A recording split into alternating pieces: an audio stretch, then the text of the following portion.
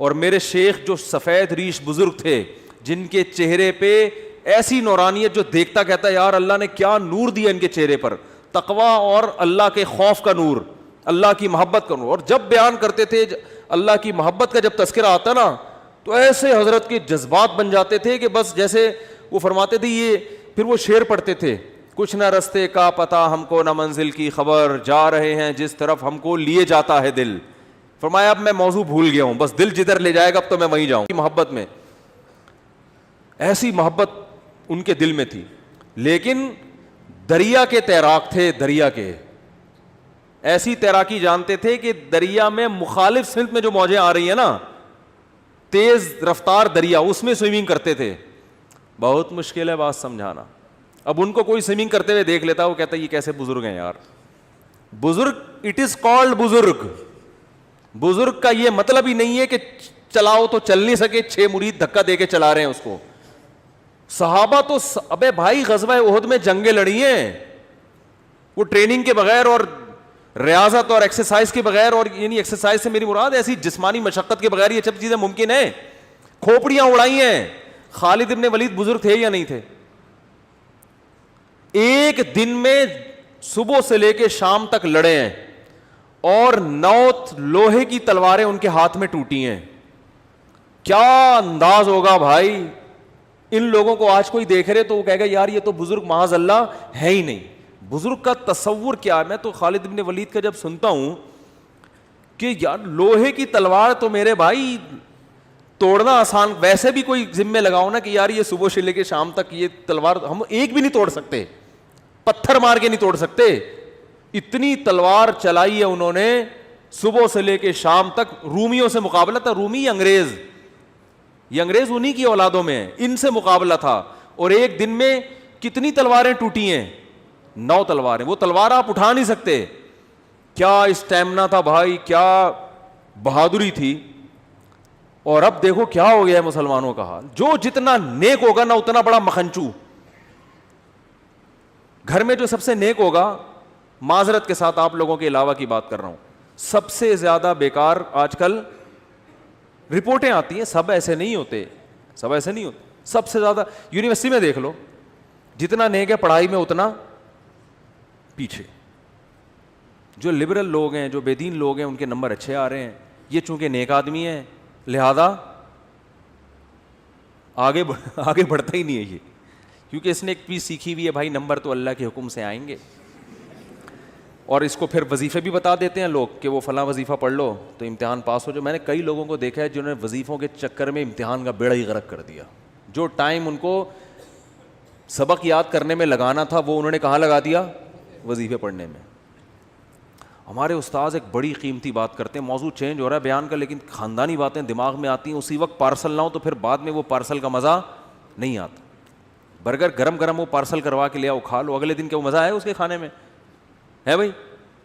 تو وہ بڑی پیاری باتیں کرتے ہیں یار, بڑی خاندانی. انہوں نے ایک بڑی زبردست بات بتائی کہ دیکھو اگر اللہ کی نافرمانی انسان سے ہو جائے نا, اس کی تلافی ہو جاتی ہے توبہ کے ذریعے. فطرت سے بغاوت کرو گے وہ فطرت معاف نہیں کرتی.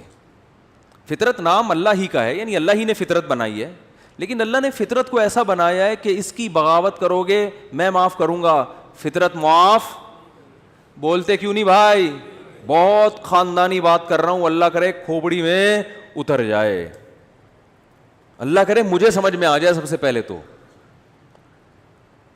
مثال کے طور پر اللہ نے آپ کو حکم دیا یہ نہیں کرو, کوئی بھی حکم دے دیا, رشوت نہیں لو. آپ نے اللہ سے بغاوت کی, رشوت لے لی. کسی مفتی یا عالم کے پاس جاؤ گے, بھائی مجھ سے گناہ ہو گیا میں کیا کروں, وہ اس کی تلافی کا طریقہ بتائے گا. یار جس سے لیے اس کو واپس کر دو, وہ نہیں مل رہا تو اس کی طرف سے صدقہ کر لو, خود غریب ہو تو خود رکھ لو, پھر توبہ کر لو آئندہ نہیں لوں گا. اللہ کی طرف سے گارنٹی ہے جو تم سے غلطی ہوئی تھی اللہ کیا کر دے گا؟ معاف. بشرطے کہ یہ نہ ہو کہ یہ نیت نہ ہو کہ چلو وہ والی تو لے لی تھی بہت اچھا ہو گیا, ٹھیک ہے نا بھائی, ندامت بھی ہو کہ میں نے غلط کیا, بد نظری ہو گئی, کچھ بھی ہو گیا, قتل بھی ہو گیا, اس کی بھی تلافی ہے اسلام میں. جان جان کر یہ سوچ کے قتل کرنا کہ میں توبہ کر لوں گا, یہ تو ٹھیک نہیں ہے. ایک مثال ہے, کسی سے ہو گیا بھی توبہ کا دروازہ کھلا ہے, اس کا بھی حل ہے. لیکن فطرت سے جب بغاوت کرتا ہے نا انسان, یہ دینداروں کی بات کر رہا ہوں, ایک بڑا معاشرے میں فالٹ آ گیا ہے, وہ فطرت سے بغاوت پہ اتر آتے ہیں. فطرت اور نیچر سے جب لڑو گے نا تو اللہ نے نیچر کو ایسا بنایا ہے کہ نیچر معاف بولتے کیوں نہیں بھائی, نہیں کرتی, وہ نہیں معاف کرتی. مثال کے طور پر آپ نے حرام کھا لیا. کیا کھا لیا آپ نے؟ چوری, کسی کے مرغی رکھی ہوئی تھی یا مرغی گھوم رہی تھی, چوری کر کے بسم اللہ اللہ اوپر پڑھ کے ذبح کیا, آپ نے کھا لی. حرام کھا لیا نا آپ نے. مرغی کھانا کیا ہے؟ حرام ہے نا. چوری کی مرغی ویسے تو حلال ہے, حرام کھا لیا, اس کی تلافی ہو جائے گی, ٹھیک ہے نا.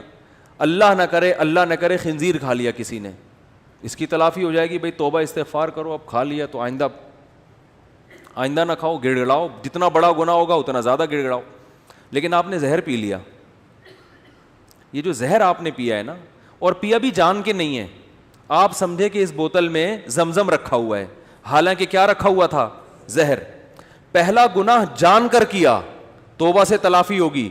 دوسرا گناہ بھی نہیں ہے, کیا بھی بھولے سے, غلطی سے, لیکن وہ زہر ہے, اس کی تلافی نہیں ہوگی, کیونکہ اللہ کی نافرمانی نہیں ہے. یہ کس کی بغاوت ہو رہی ہے؟ فطرت کی. فطرت تو یہ بھی نہیں دیکھتی کہ تو جان کے غلط کر رہا ہے یا غلطی سے غلط کر رہا ہے. اب جب زہر آنتوں میں اترے گا, جتنی مرضی توبہ کر لو, اے اللہ آئندہ میں جب بھی بوتل کا ڈھکن کھولوں گا 100 دفعہ سونگوں گا, پہلے کسی کو ٹیسٹ کراؤں گا, اس کے بعد میں پیوں گا, اس دفعہ معاف کر دے, میری آنتیں نہ گلیں, اس دفعہ معاف کر دے, آئندہ نہیں کروں گا. لاکھوں میں کروڑوں میں کوئی ایک معجزہ ہو جائے تو ایک الگ بات ہے, لیکن اللہ کا قانون یہ ہے کہ بھائی معاف تو میں نے کر دیا, تو نے بے احتیاطی کی, لیکن جو زہر ہے نا وہ معاف نہیں کرے گا, وہ تیری آنتوں کو گلائے گا اور تو مرے گا. نہیں آ رہی میرا خیال ہے بات سمجھ میں؟ بہت مشکل ہے. دیندار آدمی پتہ ہے کیا کرتا ہے؟ جو فطرت نے اصول, قدرت اللہ نے اصول, فطرت بھی اللہ نے بنا, زہر میں اللہ نے خاصیت رکھی نا کہ آنتوں کو گلائے گا. آگ میں جلانے کی خاصیت کس نے رکھی ہے؟ اللہ نے. آپ کا پاؤں پھسل گیا, لوگ کہہ رہے ہیں یار یہاں احتیاط سے جاؤ, نیچے آگ جل رہی ہے, پاؤں پھسل سکتا ہے. آپ نے کہا بھائی میں بڑا فنٹر ہوں, کچھ نہیں ہوتا ہے یار, میں گیا اور پھسل کے آگ میں گر گئے. یہ گناہ کیا نا آپ نے کہ احتیاط. اب آگ میں جیسے ہی گرے آپ نے اللہ سے معافی مانگی, اللہ مجھے معاف کر دے, میں نے بے احتیاطی کی. بے احتیاطی بھی ایک جرم ہے, اللہ فوراً کیا کر دے گا؟ معاف, کہ بھائی میرا بندہ توبہ کر رہا ہے, معاف. اللہ مجھے معاف کر کے آگ سے نکال لے اب, کیونکہ میں غلطی سے گرا ہوں, تو معاف. اللہ کیا کہے گا؟ ونس اپون اے ٹائم, ایک دفعہ ایسا ہوا تھا, ابراہیم آگ میں گئے تھے, میں نے بچا لیا تھا. بس یہ ابراہیم کے ساتھ ایسا ہوا, اور ہو سکتا ہے 2-4 اور ایسے واقعات ہو گئے ہوں. قانون یہ ہے کہ آپ کا گناہ تو میں نے معاف کر دیا, مگر جس غلطی کی وجہ سے آپ آگ میں سلپ ہوئے ہو, آگ کو میں نے پرمیشن نہیں دی کہ وہ تجھے معاف کر دے. اس کا کام ہے جلانا, وہ جلا کے چھوڑے گی. بات آ رہی ہے سمجھ میں؟ آج ہمارے ہاں بہت سے مسلمان اللہ کی تو نافرمانی کر ہی رہے ہیں, لیکن ساتھ ساتھ فطرت سے بھی لڑ رہے ہیں. دیکھو انگریز کوشش کرتا ہے نیچر سے نہ لڑے. کیا مطلب؟ کامیابی کے جو دنیاوی اسباب ہے نا وہ اختیار کرتا ہے وہ, تبھی کامیابی جو دنیا کے لحاظ سے جس کو وہ کامیابی سمجھتے ہیں وہ کامیاب ہوتے چلے جا رہے ہیں. کیونکہ اللہ کا قانون ہے کہ بھئی کوئی کافر بھی اگر اسباب اختیار کرے گا نا, جس چیز کا جو سبب میں نے رکھا ہے. دیکھو اس کی ایک مثال دیتا ہوں, آپ بے احتیاطی کر رہے ہو, آپ بھی آگ میں گر گئے اور کافر بھی گر گیا بے احتیاطی سے, تو آگ یہ نہیں دیکھے گی کہ یہ چونکہ کلمہ پڑھنے والے, اس کو بچا لو, وہ کافر ہے اس کو کیا کر دو, جلا لو. یہ آگ یہ نہیں دیکھے گی. اسی طرح آپ مسلمان تھے, آپ نے بے احتیاطی کی اور کافر نے اس راستے کو اختیار نہیں کیا, تو اب آگ یہ نہیں دیکھے گی کہ وہ کافر ہے تو احتیاط کر رہا ہے پھر بھی جلاؤ اس کو. نہ نہ نہ نہ, بلکہ آگ اس کو اس تک نہیں پہنچے گی, آگ وہ بچ جائے گا. دنیا کی آگ کی بات کر رہا ہوں. تو دنیا میں اللہ تعالیٰ نے کامیابی اور ناکامی کو کس کے ساتھ جوڑ دیا ہے؟ اسباب کے ساتھ. جو جس چیز کا سبب ہے نا وہاں تک پہنچنے کے لیے وہ سبب آپ کو اختیار کرنا پڑے گا. اس سبب کو اختیار کیے بغیر وظیفے, دعائیں اور آشیرواد لے لینا, کسی سے جا کے سر پہ ہاتھ پھیر دیں گے حضرت جی تو میری شادی ہو جائے گی, نہیں ہوگی شادی آپ کی. کیونکہ سب سے بڑا مسئلہ آج کل یہی بنا ہوا ہے نا, تو اس لیے مثال ذہن میں آ جاتی ہے. آج ایک صاحب آئے میرے پاس ملنے کے لیے, مفتی صاحب میں 40 سال کا ہو گیا, میری شادی نہیں ہو رہی. میں نے کہا کیوں نہیں ہو رہی؟ کہہ رہے ہیں یار میں پتہ نہیں, میرا مائنڈ ہی اس کے لیے تیار نہیں ہوتا, تو میرے لیے دعا کر دیں کہ میری شادی ہو جائے. میں نے کہا تو کر ہی نہیں رہی, کر ہی نہیں رہا, تو میں یہ دعا کر دیتا ہوں آپ کا مائنڈ بن جائے. تو میں نے کہا بنانے کی کوشش کرو گے تو بنے گا نا. تو بہت بڑا مسئلہ ہمارے ساتھ یہ ہے کہ صحت کے معاملے میں بھی, پڑھائی کے معاملے میں بھی, اور بزنس کے معاملات میں بھی, دین کے معاملات میں بھی. دین میں بھی تو یہ ہے نا کہ جنت کے اسباب اختیار کرو گے تو کہاں جاؤ گے؟ جنت میں. تو اس میں بھی جنت کے اسباب بھی اختیار کرنے کے لیے تیار بولو نہیں ہے. جنت کے اسباب ہے گناہ چھوڑو, گناہ نہیں چھوڑتے, اور پتہ نہیں ایران توران کیا کچھ کر لیں گے, وظیفے پڑھ لیں گے, 5 لاکھ دفعہ آیت الکریمہ پڑھ لی, فلاں نے پڑھ لی, یہ کر لیا, وہ کر لیا, اور فلاں کو کھانا کھلا دیا. بھائی جنت میں جانے کا سب سے پہلا سبب کیا ہے؟ کہ جس چیز کو اللہ نے حرام کہہ دیا اس سے آپ کو بچنا ہے. گناہ چھوڑنا ضروری ہے. اپنے عقیدے کو توحید کے بغیر جنت میں نہیں جا سکتے. کتنے اچھے بن جاؤ, شرک پر اگر ہے.